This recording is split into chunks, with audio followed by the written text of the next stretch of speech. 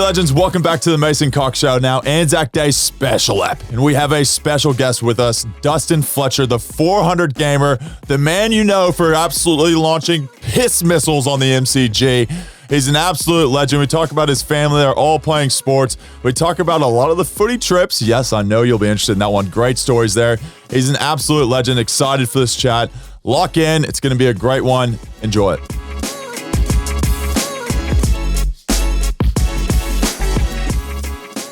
Pretty special honor to have you on the podcast, and we're going to run through a bit of your career. And I've got a little bit of dirt on you from your kids and also from some of your teammates. So we'll roll through it. But I've got to ask this question. Now, your son, I'll write him out right away. Now, Mason, he's doing some pretty cool stuff, and we'll get into this, also playing college ball over in the U.S., and so is Max, your other son. And he's told me a story about you leaving your wife just had a kid to go to Ibiza. And about a phone party, I want to say at 7 p.m. And then you calling the wife, just asking how the kids are going in the middle of a footy trip, just hanging out. Is that true? Yeah, probably a little bit true. I think I was lucky enough to go on 21. I think I had the 23 sort of trips, and that was one. I think we had a pretty successful season. Had some money in the kitty, and I remember getting to the airport not knowing where we were going. I thought it was just to Bali for 5 days or something, and I got there and they said, we're going to Ibiza. And I thought, geez, that's a fair way away. I'm not sure where it is, but it's a long way away. And Mason was only young and, probably didn't go down that well. But, it's true. A bit of truth to that one, unfortunately. Yeah. And 23 footy trips. You didn't miss a single footy trip. Oh, no, 21 out of the 23. Okay. So I've got the two boys. I'm not sure what happened with those other two. But, times have changed a little bit with all that type of things. But it was good fun early days. And the boys, towards the end of it, all the young boys just wanted to go to Vegas. It was Vegas for the last 5. So I learned a bit on those ones, I'll tell you. 21, do you have a favourite spot? I think probably one of the early ones, and it's a basic sort of place, but I just really enjoy is Hawaii. Just from a footy trip, from the weather was good. We stayed right near the beach, bars on the beach and all that type of stuff was quite good. Ibiza was good, but not really my scene, to be honest. Party scene and, drinks were expensive. But it was a good trip. And, as I said, footy trips were a big part of it back then. And just going away with your mates, at the end of a hard season was exciting. Whenever you put the kitty together, is that do you have fines? Did you have fine systems back in the day for footy? Like you got fined for saying something in the media or doing something on the field that was a bit dodgy, here or there? Yeah, we did. It was a lot different now. We did have the fine system, all those type of things, but early days and footy's changed a lot, general world's changed, but we had, probably, I shouldn't say, but we had $150,000 in a footy trip kitty, and that meant for us, we had fun.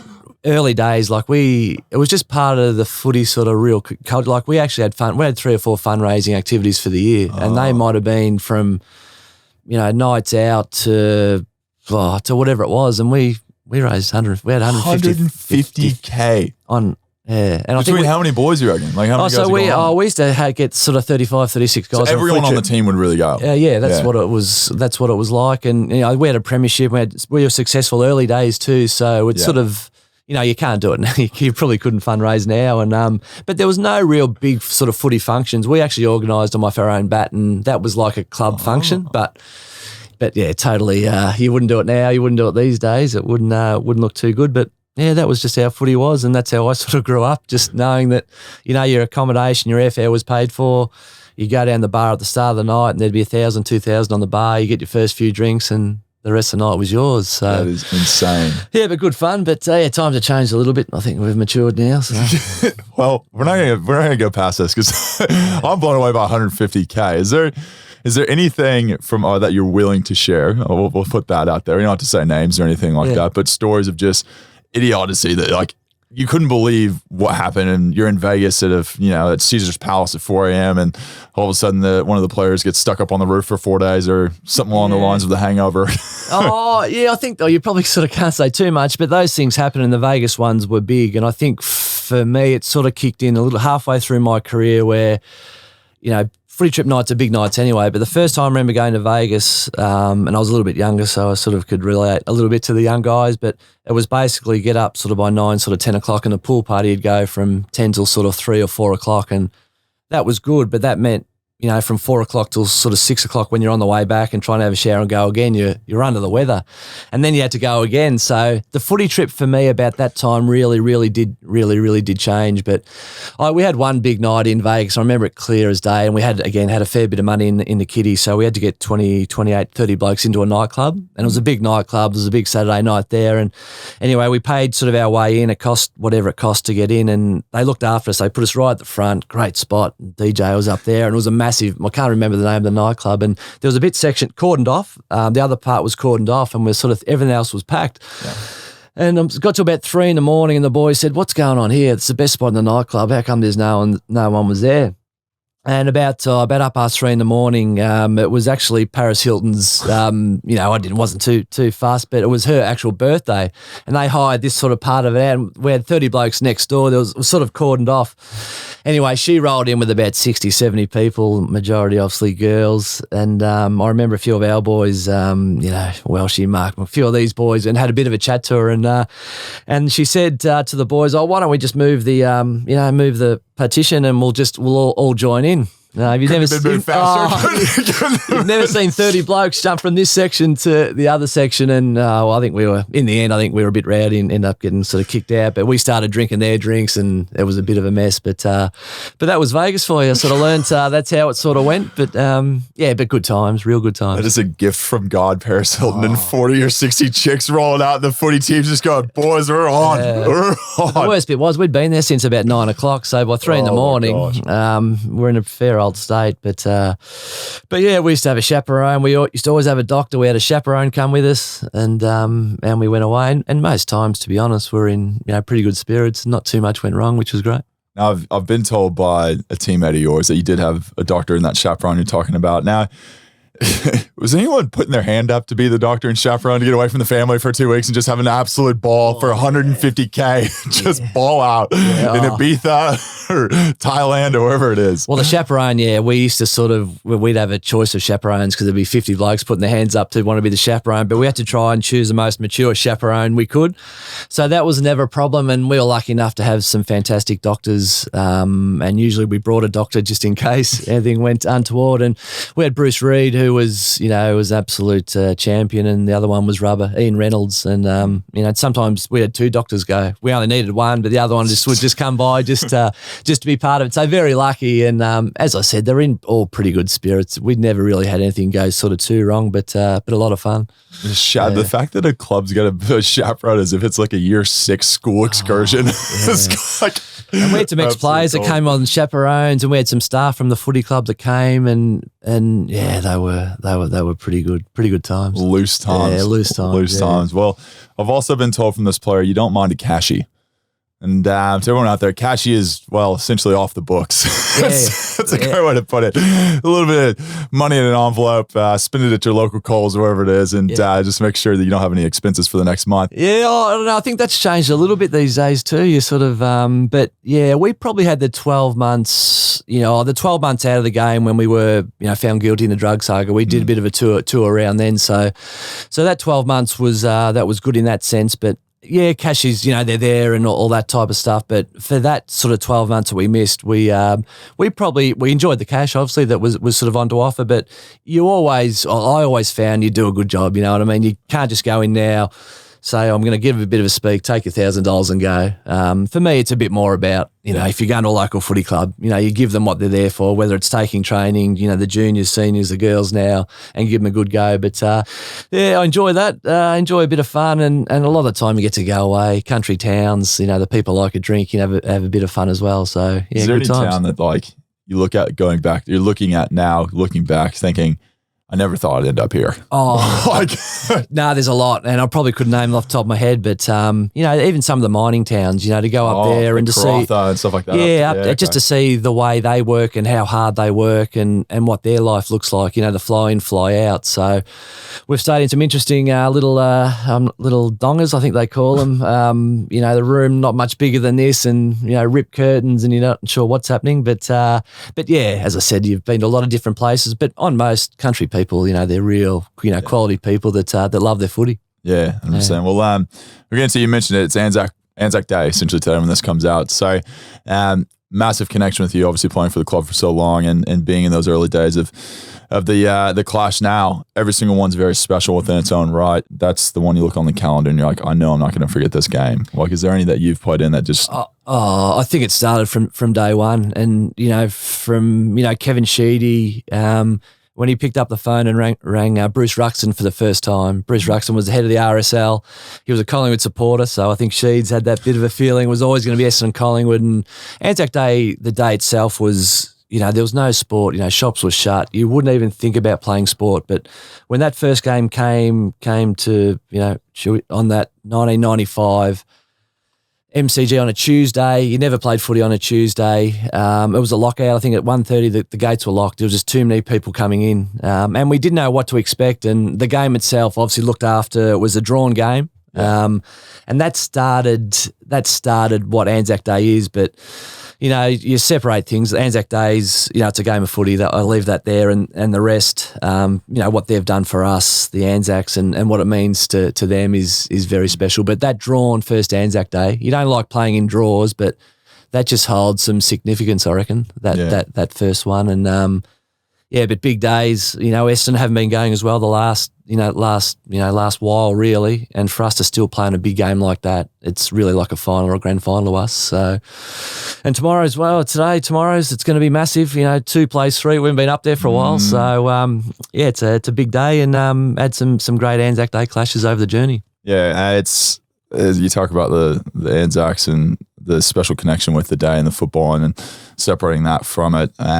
It's pretty amazing. I think like in the football community, whenever you're part of the team, you get some of these war veterans that come in, tell their story, and it's like every single year I feel like you get this person comes in and tells this just heartwarming, just amazing story of how their life has totally changed from going and serving overseas and all that. It's just it's pretty moving. Like every single year I feel like. Do you have any connection personally to anyone that was Anzac? Yeah, my dad's dad was a air gunner in the war, and he passed away from complications. Actually, when he got home, so I've probably known, and a lot of people say they know a lot about Anzac Day and about that thing. So I've probably know a little bit more about it, even when I was quite young. Through Dad, my dad's pretty. He tells the story a lot, and he died when my dad was only sort of 6. So it was So he tells the story, and we've got a few a few little books that were written about Dad's dad. So I probably knew a little bit about what Anzac Day meant, but again, how great Kevin Sheedy was and Mick Malthouse and Bruce Ruxton for. The history lesson now they give the players is very special, and the kids in school now I know a lot more about Anzac Day. Yes, maybe because of football, but it is very special. But we've got some, and even on Saturday I went and it was just by chance. I had a friend that I went to watch a game of footy, East Sunbury versus Taylor's Lakes, which is a bit out of town, just out past the airport there, and one of the boys there, Jed.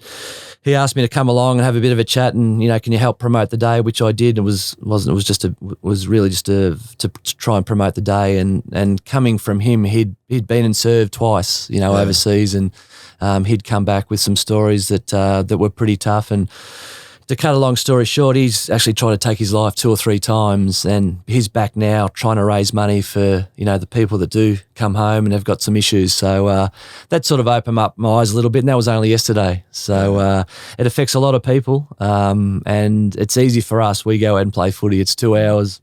You go hard, you might get a corker, you might break your arm, you might break your leg, but these guys come home and they do it tough. So that was a bit of an eye opener for me only yesterday.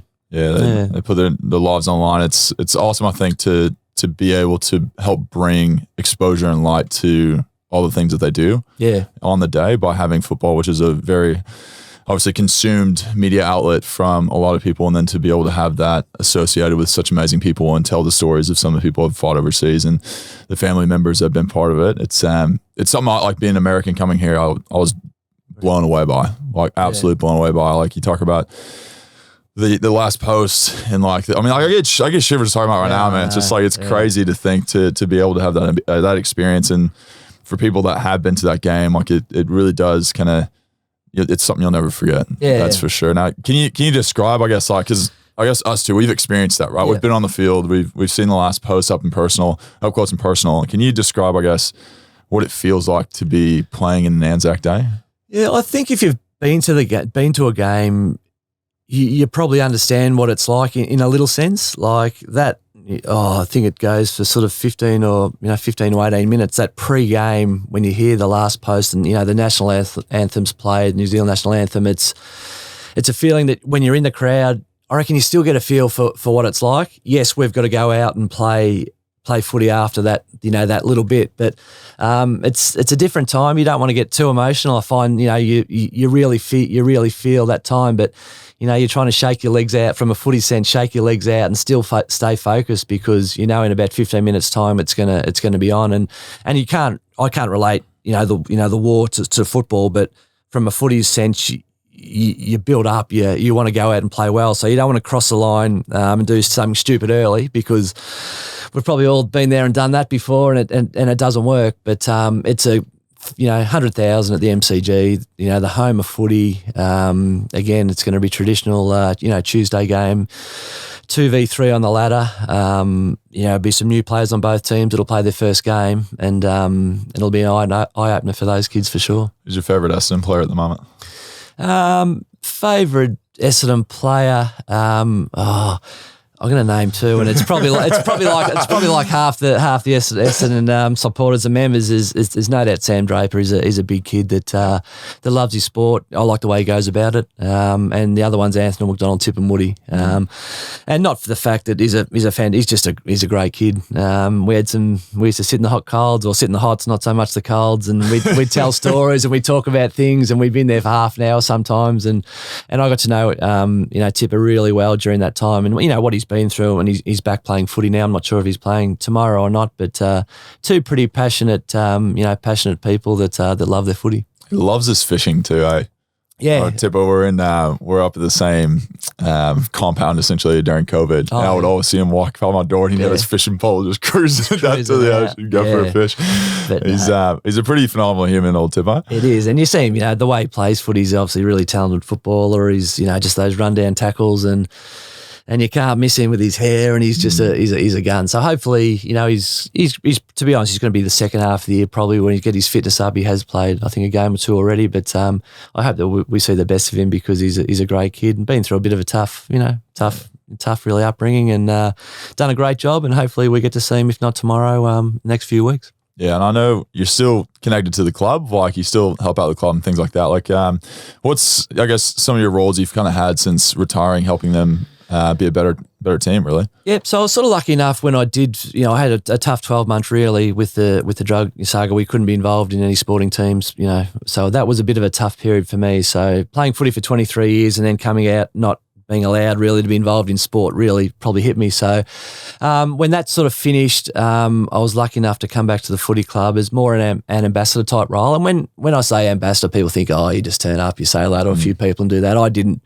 treat it like that. I was, whether you speak to the coterie groups, whether you membership, the members for me was probably one that throughout 23 years I became sort of close to, because they're the people that pay that some of them aren't earning a lot of money to get sort of, 3 kids and a family to a footy game. It costs money. So I do a lot with the membership. I'm back now doing a little bit with their academy. So they run a university course through RMIT through the Essendon Footy Club, and I help out with that on a Monday. I had a little bit to do with the VFL last year, and that was just came about through Brent Stanton, who was coach. He just needed a little bit of a hand, and I gave him a little bit of a hand last year. So the coaching, not so much, but a couple of roles there that, and again, I'm lucky enough to work with, Kevin Sheedy and Mark Harvey, guys that had been around as well. And through those 23 years that I played at the footy club, and obviously Dad had a connection as well with his 264 games and was captain. So since I was born in 1975, it's been the Essendon Footy Club. Yeah. So the people you meet, I know it's just, the people you meet, the people the passionate people, I've really enjoyed that small role. I think it's helped with my transition out of football too. Like I still feel like in a sense that I'm part of a club, and that's great. You've talked about Sheedy a few times. Is there any any stories you want to mention about him? Because he is a legend. He's a legend of the AFL, old Sheeds. And he's done so much, I think, just not only beyond coaching, like he's done so much to help like game grow. Yeah. And it's a credit to him. He's one of the, I think, like faces of the AFL whenever you think of who's been a staple there for a long time. Yeah. Oh, for me, it was great. And, you've only got to wind back to, your own, time when you're sort of 16, 17, 18. You have, your parents and you have people you look up to and people that you trust and like to be around. And Sheeds was that for me. I didn't like my footy journey started in a different way to a lot of people, in the sense that I didn't feel like I was up to AFL standard in that first year of 1993. Skinny kid, never played against men, didn't even have a junior footy club really. I played school footy. So it was 8 games of footy for sort of 4 or 5 years, and that was 40 odd games until I got to the AFL. So, but Sheeds, with that first game, I remember him ringing up Thursday night after match committee. It was late. I was actually in bed. I had school the next day. It was after midnight. He had a few red wines, I reckon. Yeah. Sheeds never drank when he played, but he enjoys a drink now. And he said to Mum on the phone, "We're going to play Dustin this week against Carlton." And that was a big one. Mom lose her mind, because obviously your dad, massive player for the club too. Like, it was kind of that passing down of the torch to the next generation. Yeah, it was. Yeah, and Mum was wrapped, and for her to come and tell me you're playing for the first time was great. And Sheeds, he never dropped me. Well, he did once actually. That was probably my fault, but I only played 1 game in the reserves. And I remember this. So the second week we're about to play, I remember Sheeds rang again Thursday night. "You're going to play this week." And I actually answered the phone this day and I said, "Oh, Sheeds, would you mind if I just play 1 school game of footy? I want to play 1 more with my mates, and we've got a big game on the Friday night." And I said to him, "I'll play Friday night. I'll just play in the forward line. I won't do too much, and I'll play on Saturday." And he basically said, "Oh, mate, that's fine. If you're going to play Friday, you won't be playing Saturday." So I actually decided in the end, I went in Friday morning and said, "Sheeds, I just want to play that 1 game of school footy." So I played school footy that Friday, and then I missed Saturday. I didn't even play. He said, "Well, you won't be playing. Come and support the boys, rah, rah, rah." And then the following week he rang on Thursday night and said, I was expecting him to say, "Oh, you're in this week." And he said, "You'll be playing the 2s this week." So that was my only game ever in the reserves. So he was a big supporter of mine. I know that's a bit of a rough old, but that was my fault. But he was a big supporter of mine. There wouldn't have been too many coaches over the journey that, would have put a skinny kid in, and a little bit lucky, I think, too, because, but, he trusted me, and in the end, it probably took me 3 or 4 years to get where I wanted to be, but he was great. Probably the only other story I'll tell is 1996. We played in a tough loss. We lost by a point to the Sydney Swans up there. Tony Lockett in the end kicked a point after the siren to get them into the grand final, and we were 3 goals up with about 6 minutes to play. We had a few injuries. Lloydie, quite bad, did his spleen or internal injury, which was real. We had 3 or 4, but no excuse. We should have won the game. I'll never forget after the game, and Sheed used to go off, but I just had a feeling something was coming after this particular game. We got into the rooms in the old SCG stands, and he told all the wives and girlfriends, "Get out." He said, "Get out." And he just set 20 chairs up. I think there would have been 2 on the bench at that stage. Set 20 chairs up. And we all sat down, and he never really did it, but he went through every player. He basically went through every player. From me, I was on Lockett when he kicked the winning point. Why weren't you with him? You should have been spoiling. You should have been, close to him. Why weren't you calling your players back? Disgraceful, rah, rah. Went through Joe Mercedes, James, whoever it was, he went through. And he got to Stephen Alessio, who was a ex-ruckman, good friend of obviously ours, and he said to Sess, "In the ruck, mate, terrible. You were ducking your head. You weren't chasing. You're on Stafford. You weren't hitting his arms. You were non-competitive. Shithouse. You were average. I remember he was the last one to cop a spray, and he looked across, and all the blokes had their heads down and were just in tears. It was a chance to play in a grand final. And I remember Sess getting up, and he said to me, "Big boy, 6'8", probably Sess was, Italian." And he said to me, he goes, "Can you believe the spray I just copped?" I said, "Mate," I said, "we all copped it. Just, get on with it, rah, rah, rah." But the problem was, Sess actually didn't even play. He was actually an emergency. So the worst bit was he got himself a chair, sat down, and he actually warmed up with the team. He had the tracksuit top on, he had the tracksuit bottom on, had his runners on. He sat down in that spot. So he's copped the biggest spray of the lot of us, and actually didn't even play in that particular game.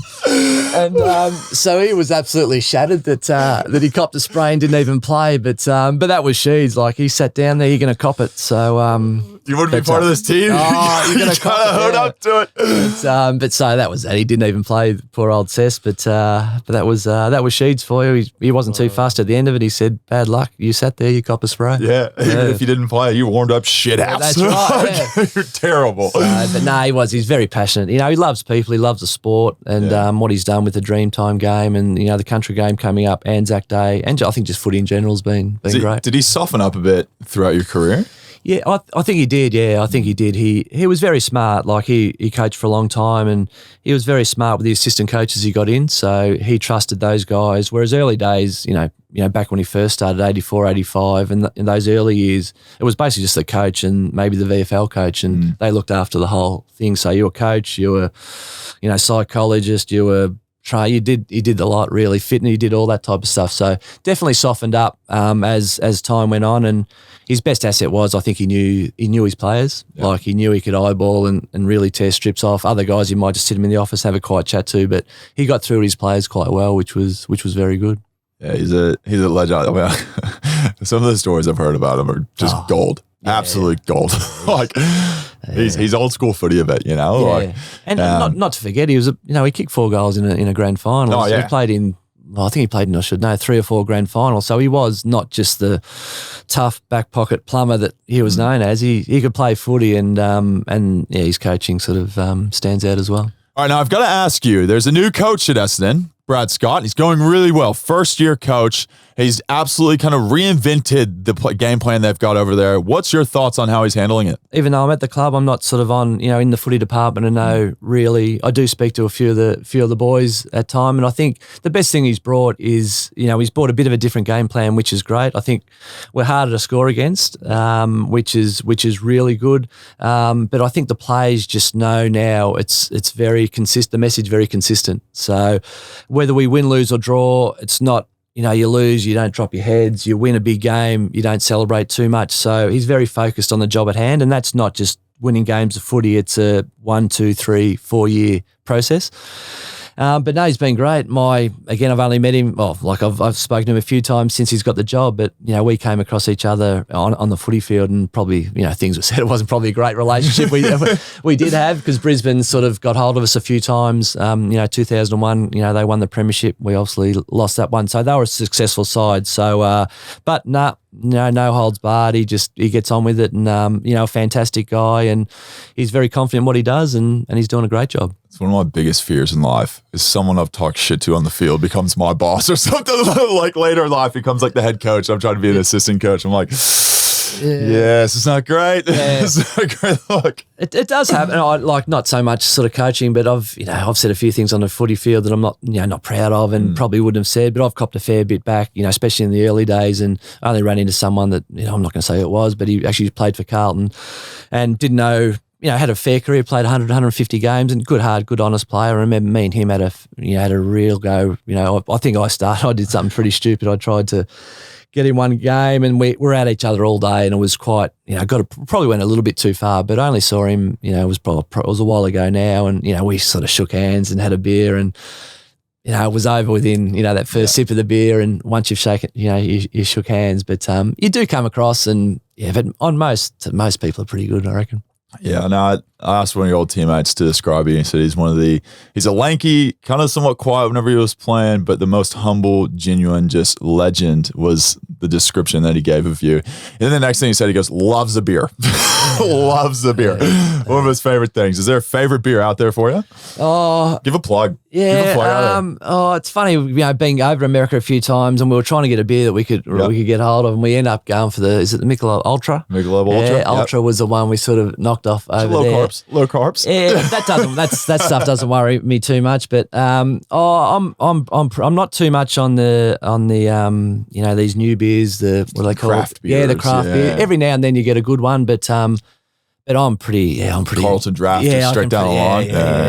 Anything like that. Even on VB, people say, I don't mind a VB if that's on offer. I'll Foster's? Drink it. Foster's not so. Oh, yes and no. I can drink it. Probably not as big as it was sort of years ago. I can drink it, but probably not my number one choice. Yeah. It's like every every American I know that comes over here, like, oh, it's got to be Foster's on tap. It's got to be Foster's. I'm like, no, unfortunately, no. We don't really drink that as much as you think we do. Well, VB just bought out a new, I think a full strength red labelled a VB, which I had 1 or 2 the other day, and that was a little bit different, but I think it might have been 5, a little bit more strength. That was a little bit different. But no, I enjoy a beer, and I think you've got to, people used to always say to me, never trust someone who doesn't drink. But no, you've got to enjoy yourself. And I think that's why, I probably in a way lasted so long in footy. Like, I enjoyed the football part and competing on the weekend, but enjoyed sort of relaxing, having a laugh and a beer with your mates. And I think that's what made it for me go a little bit, made it a little bit easier.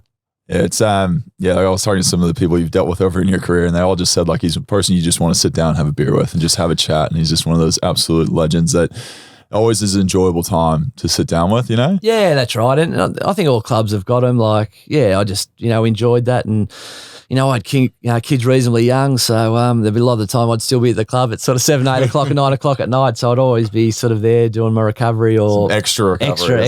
Yeah. So, but I got on all with my teammates pretty well, which is, which at the end of the day, which is, a good thing to have. We'll talk about your family. Your dad, obviously a legend in the club. As you mentioned, he captained the club and played, I can't remember how many games, but over 150 for the Essendon Football Club. And then you passing the torch, and then now you've got the 2 kids who are not playing AFL. Now, I think Max tried out for Essendon, I want to say. I've seen a photo of him running around. He's a real lanky fellow in this extra large shirt, But, that's right. Now, they're both playing NCAA, so football, gridiron in the U.S., and have been part of the Pro Kick program.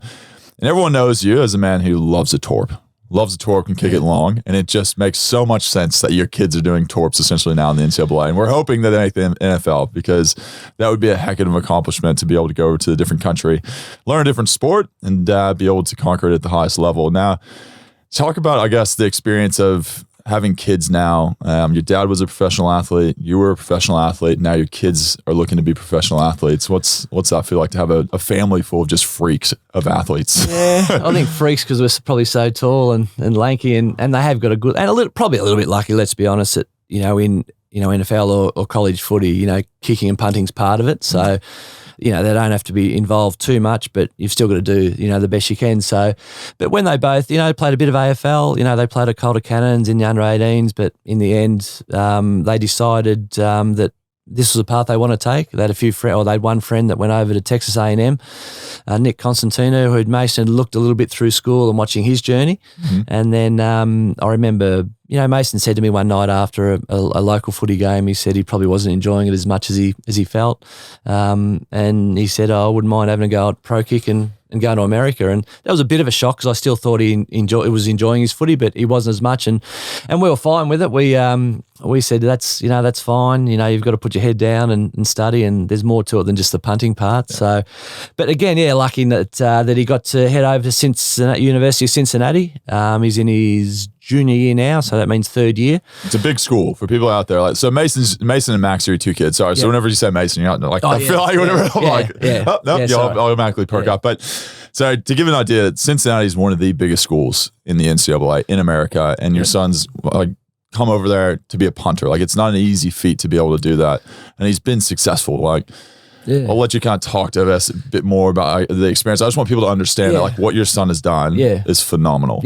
What your dad's done, what you've done has been phenomenal. Yeah. What your son's doing has been phenomenal. It's a great story. Yeah, it is different. There's no doubt it's different. And for people in Australia, they think you just go over, kick a ball, that's it. But I'll tell you now, there's a lot more to it. And I've just learning that since they've been over there. But Mason in his first year basically was at Pro Kick for only a short period of time, and he was lucky enough. Cincinnati came up as a position to go over there as punter. So he jumped at the chance, bang, didn't know much about Cincinnati, was a good, hard-working sort of town, reasonable school. The first year he got there, they actually made, I think it was the Cotton Bowl. So that means they got to number 4 in the country, which I'm not sure how many NCAA schools, there'd be hundreds. Yeah. So for Cincinnati to get number 4 in the whole of America against, Alabama, Georgia, a couple of real big boys was phenomenal. And he got to play, kicked a big one.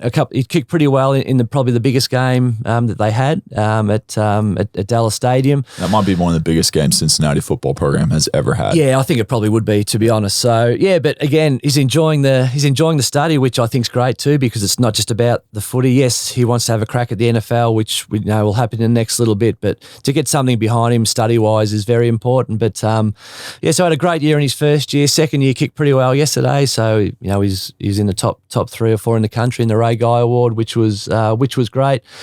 And then we had Max. Max jumped on the bandwagon as well. He wanted to go over there, and he's doing a great job at the University of Arkansas. So that's a little bit different. I sort of understand now what SEC means. SEC is probably one of the strongest competitions in college footy. It's probably a bigger school where Max is. Probably found it a little bit tougher, but in his sophomore year, second year, they play against all the big boys. Yeah. So it's pretty full on. But Max learning, getting stronger and developing and hoping to have a big year in out there at Fayetteville. Now I've got to ask this. Now Mason, your son, he's a bit of a meme.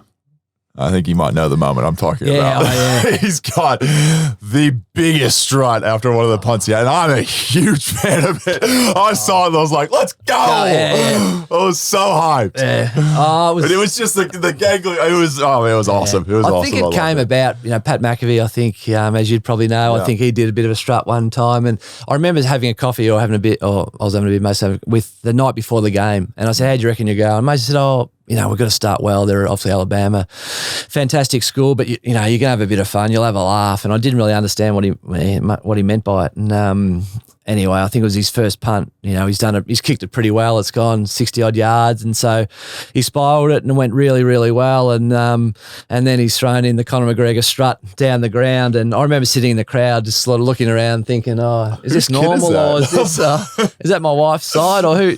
I'm not that type of, I've probably never done that throughout my whole career, but no, he loved it. He copped a fair bit of flack for it. Obviously, they got beaten, and people are into him, but he takes that with a grain of salt. But got a bit out of that, but good fun. He's a good kid. He's 23 now, just turned 23, so he's matured into a really good kid, and we'll see what'll happen. Yeah, it's Pat McAfee's one of the most well-known, he's the most well-known NFL punter to ever punt, really, and he's got his podcast and everything else, doing super successful. So to see Mason do his little strut, just roll through, I was so hyped. I was like, I love this. This is so good.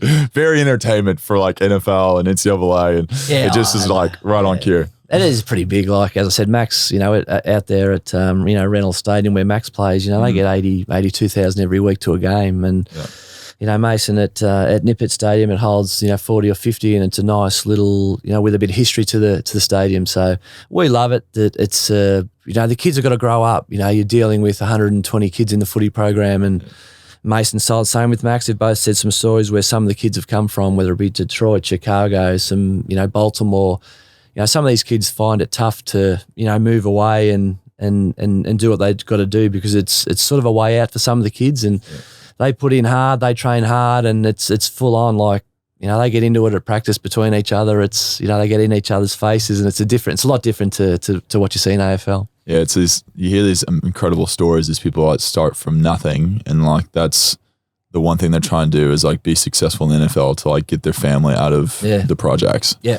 Yeah. It's that is their in their family, it's the only option they see sometimes is I need you to make it in the NFL, and you need to go to college, you need to get a degree, and you need to make it in the NFL, and then we can finally get out of this place. And it's their exit plan, which is pretty crazy. Now I'm seeing your arm right here, you got Woo Pig Suey. Yeah, I haven't got the Cincinnati one, but Max is getting a little bit more love than Mason at the moment. So well, I did have a watch band with Cincinnati, but I broke the watch band. Can you explain what Woo Pig Suey is for those out there? Yeah, so Arkansas is Fayetteville, Arkansas. Woo Pig Suey is the chant that they do. You're probably going to have to look it up. But when first Max signed for Arkansas, we didn't know what to expect. Didn't know where it was. I didn't know where it was. And someone said to us, it's the actual Fayetteville's actually the Toorak of Arkansas.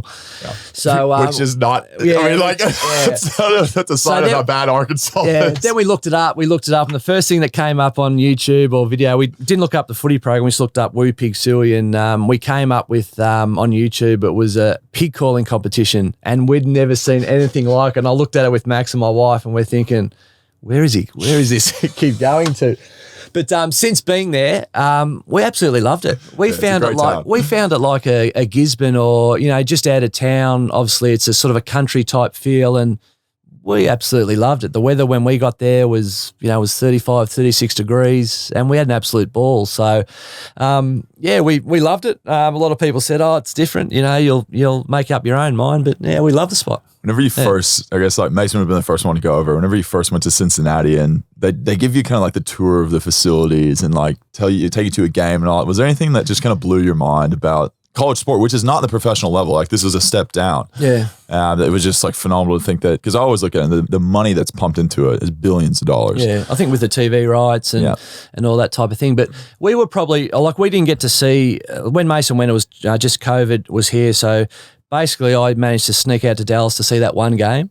So we didn't have the tour. We didn't really know. All it was Cincinnati's here, what it's like. We'd read about it and we'd look at the facilities and how it was going to be. So we didn't have the tour of any of the places. Even Max, when Max went, it was, we didn't see him for 8 months until he got over there. So we didn't really know what to expect. So it sort of hit us a little bit. Cincinnati we classed as, from what we sort of knew was like a working sort of class, typical American sort of town. Blue collar. Blue collars type work. And then when we got out to Arkansas, a bit more of a country feel, a bit more relaxed, the big Chevys, the big utes, all that type of stuff. But just how big it is, like you can't compare it to footy. Like for instance, Max's first game when we went to Arkansas, it was an early game, started at 11 o'clock, and we were in there 7:45. They said you got to be there 7:45 to see the hog walk, to see to have a few beers before, to have a barbecue, do the tailgating. So we were ready to go. We got there 7:45, and there were people everywhere. There was 82,000 at the first game. It was in the end it was about 40 degrees. So we were there from 7:45 in the morning through till the game started at 11, and we didn't leave there till 5:45. The game finished. We had a few beers after, and it was a massive day. We got back to the hotel about 8 o'clock, and we were gone. We were just cooked. 40 degrees. It was hit us in the face, but yeah, it's hard to describe. But Cincinnati the same. The tailgating. It was great atmospheres, and both got both really good schools. So and you're thankful. Like when we got there, we're thankful from your kids on the middle of nowhere, and some of the parents you meet, some of the staff you meet. They're lucky enough the boys have been flown to as their friends' places where they live. So we felt like we wanted to try and meet as many people as we can, because we would have done exactly the same if someone was over here playing Australian rules, but because you're not there and you rely on these people, whether it be coaches, families, friends, it was pretty important for us to see that. Yeah, it's great. It's great, I think, how universities, because there are such impressionable young men at like 18 to that 23 range, to see families and like them take them in as their own, knowing that they're so far away from home. Because a lot of people in the college system, they don't actually come from that town. Like they're all come from different parts of different parts of the U.S. and from everywhere. So you get this kind of real mix of different cultures and everything. And to have an Australian there, he'd definitely become probably from the furthest of anyone else. Yeah. But do you think, I want to ask this because I've been saying this for years. Do you think tailgating could ever kick off here in Australia? Oh, I reckon it could. The way I sort of look at it is, and you're obviously a fair bit younger than me, but you probably saw it when Adelaide Crows played at Footy Park. Yeah. Like when you pulled up as an Essendon player pulling up to Footy Park when it was played out at the Adelaide at Footy Park, you'd see that tailgating from the Crows people, and that's sort of what it's like. I reckon you could do more here. Like Can you describe what like tailgating is for those people out there listening? Because it's a unique thing, unique, and it's awesome. I absolutely love it. So I'll probably speak about Arkansas more because Cincinnati do it, but I found Fayetteville, Arkansas, just the people it's about dressing up. It's about having a few drinks. It's about caravans pulling up. These caravans worth 200-300 grand just pulling up. The pig on the spits going, whether it be a day game, night game, breakfast. It's hard to explain, but everyone's in great spirits. And you basically everyone seems to know everyone, and you have 2 hours before the game of just fun. And then the game starts and you have another, 4 hours of fun. And then once it finished, you have another 2 hours of fun having another drink. So it's just a massive, massive day out. And I think it could. There's no reason why maybe you could shut off the MCG car parking for some of these bigger games, try and get everyone there a little bit earlier and celebrate, what the game's about, because it's a great part of it. And you see a little bit, Country Week and, the Anzac Day, you'll see some, things happening around the ground, and probably Gather Round was a little bit of a feel for feel for what it's like with regard to that was a whole round, I know, but just a great feeling. Get to meet a lot of people and everyone's in good spirits and it's good fun. It's one of my favorite things about college football. Like you're just drinking beer. Like I said, if it's 8 o'clock in the morning, you're drinking beers at 8 a.m. It doesn't matter. There's no limit on these things. It's just the van, like some of the caravans that people drive in and pull up in, they're worth $300,000-$500,000 and they got the pigs on the spits going and they're happy, they're drinking, they're laughing, they're having fun. It was just I found a good culture to be involved in. Yeah, community feel. Yeah. Now we'll bring this all the way back to the day of Anzac Day. Now I want to ask you, what's your favorite Anzac Day moment from your playing career? I'm not going to say we spoke about the first day, but that sellout, that first one was immense. Drawn game of footy. We don't like to play in draws, but it just had an effect on everyone, that first one. But for me, it was 2007, I think it was. And was the Anzac Day, was the David Zaharakis game. Yeah. 3 goals, again, to paint a picture, 3 goals down. I don't think we had a great year. Collingwood were above us on the ladder. 3 goals down with about 4 or 5 minutes to go again.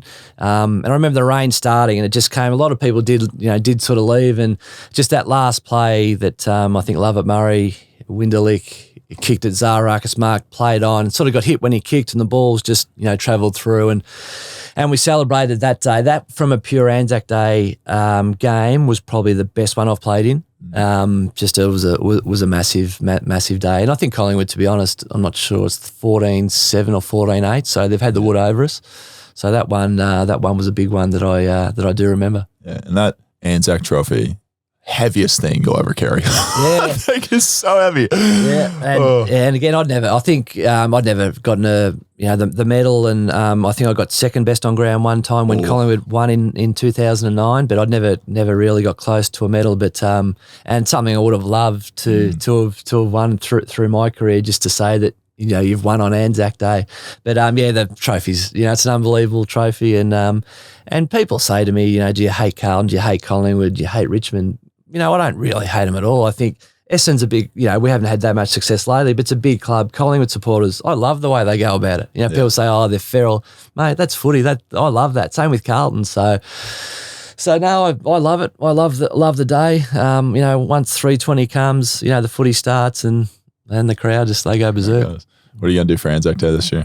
So Anzac Day, I'm doing a little bit for the footy club. So again, just a few functions. Believe it or not, I've actually got to fly to Darwin. I do a bit of work for Cedar College. So I'm sneaking out to Darwin at 9:15 tomorrow night. So I think that'll allow me I'm going to come to the footy packed and prepared to go. So 3:20 game will finish 6:30ish, straight to the airport and away. But so I'm actually going to Darwin, so I probably can't really sit back and have a proper beer. But again, just sitting out. I ordered my 200 club tickets or life members tickets. So must be nice. I'm not in any functions or anything. I'm love sitting out in the open, and hopefully will be a few Essendon supporters around us. I'll probably have my hat on because I don't want to. If we are getting done, it might turn a bit ugly. But I'll be sitting out there with family and watching the Bombers play, no different to anyone else. Yeah, it's going to be an absolute ripper of a game, I think, between the second and third. I want to believe Essendon's just above us. But we'll finish this off. I want to ask this question because I've been thinking about this for a while. And the player that I talked to that you played with, we'll name Hayden Skipworth. He's a coach of mine. So Hayden told me whenever you played, you could play on a person who was the shortest guy on the team. You could play on the ruckman. You could play on a mid. You could play forward. You could play back. You could play everywhere on the field. Who's the hardest player you've ever had to play on? Oh, the hardest. And they fit in the same category. And unfortunately for me, the same categories, the guys have kicked 1,000 goals. I remember the first time I lined up on, and how we said you don't hate clubs. I probably don't like Hawthorn that much. Essendon Hawthorn was one Sheeds brought us up not to like it. But Jason Dunstall, I found him, the old Waverley Park, if you've ever been out to Waverley Park, just a big ground. When I first stood, I'd never played fullback in my life, so I was always full forward as a kid, centre-half forward as a kid, so that's, I like kicking goals like most people do. And the first time I got to play on Jason Dunstall out at Waverley Park was my round 3, I think it was my 3rd game I played. And I remember going down the goal square, and it was just me and him standing there, and he'd probably kicked 600-700 goals at this stage, and I thought, geez, this is going to be an interesting day. And he basically said, everyone get out. He cleared everyone outside the 50. He pushed them all up. There were no 666. He cleared them all outside the 50, even up towards the wing. And it was basically me playing on him in that whole 200 metres of space. So I struggled that day. But again, fantastic plays, kicked over 1,000 goals. You speak of Tony Lockett, done the same. Gary Ablett Senior, an absolute freak. Buddy Franklin, and a young Buddy Franklin when I first started. You could see how it was to be. But, even guys like Eddie Betts, I used to stand Eddie Betts when I played, and he was a small forward. Now, Stephen Milne was another one. Phil Matera, who played for West Coast. So I basically stood who was ever, early days, the closest to goal. So I had to work out a way of trying to beat the massive big bodies, which I struggled. Rocker, Favola was a big body. Alistair Lynch was a big body. So I struggled against the big guys, but I preferred to play against, I didn't mind playing on the smaller guys. And you just had to find a way, but had some great duels over the journey, and to say you've played in probably the greatest era of full forwards, holds in pretty good stead. And they're nice. I'm not saying I beat them every week. I got belted most weeks, but I found that quite tough. But it was a good era of footy, I reckon, back then. Any advice for, this is selfish by me, but any advice for someone trying to extend their career as long as possible? I was never the hardest trainer. I was never. Don't train hard. I was never the hardest trainer, but what I like to do, I think you've got to know your own body. Yeah. I was the type of guy that I got found out when GPSs came in. Yeah. I remember one. That's my least favorite thing. GPS data comes out and you're like, just scroll down to the bottom. Everyone runs over the computer. Look, but we had a session, I think it was under NIDA, and I never wore a GPS early days. I just threw it in my locker and just said, the battery's flat, I'll wear it next week. But when NIDA came, he said, everyone's got to wear a GPS. And we had a massive session to do on a Thursday. And he said to everyone, I don't care who you are, if you've played 50 games, 100 or whatever, you've got to wear a GPS. So I said, no worries. And I wore it for the first time at training. And we had a massive session to do. We had to do a 15-kilometre session, so that's pretty high. Yeah. We got the Thursday, Friday, Saturday, Sunday off if we got it. Session started, I had my GP in for the first time, and guys were checking on the computer how far they've done. And I remember we got to the last drill, and again, I was playing at full or in the back line, so I was nowhere near 15 kilometres. I would have been lucky enough to get 8 or 9. And I remember going over the computer, having a look at the fitness guy's computer, seeing how many Ks I needed to get the weekend off, or to get the 4 days off. And I remember looking at Mark McVeigh, and I looked at Mark, and he was on the midfield, quite a fit guy, good mate of mine, and my best mates. And I said to him, do you mind if we, swap GPSs? So I actually got mine out and he got it, and we swapped GPSs. And I actually knew how far I was because I checked the fitness guy's computer. And anyway, we did the last session. The last drill went for about 40 minutes. It was a full ground drill.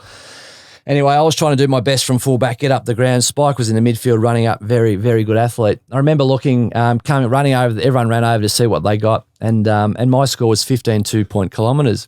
But I'd already looked at Mark results and my results before it started. So Mark had got me something like 8.6 to 15.2. So he'd gone and done 7 kilometres in the last drill. And he was actually on 14.8 before we swapped GPSs. So I'd got Mark from 14.8 to 15.3. So I'd run 500 metres and he'd gone and run 7Ks for me. And I managed to get the weekend off. And you trained hard this week. So you can imagine, once you knew you were starting to cheat the system, it was time to give it up. But I lasted a little bit longer. But it was definitely, again, I wasn't the hardest trainer, but I like to try and complete most things. Yeah. And I think you got to know your own body. Once you get to sort of 30, you've got to know how much you can do and what's the ultimate, or what's the perfect amount of training you can do. And if you do that, I reckon you can get through games of footy. It's hard. It's getting harder now, no doubt, with how much you've got to run. But just know your own body. Don't train too hard.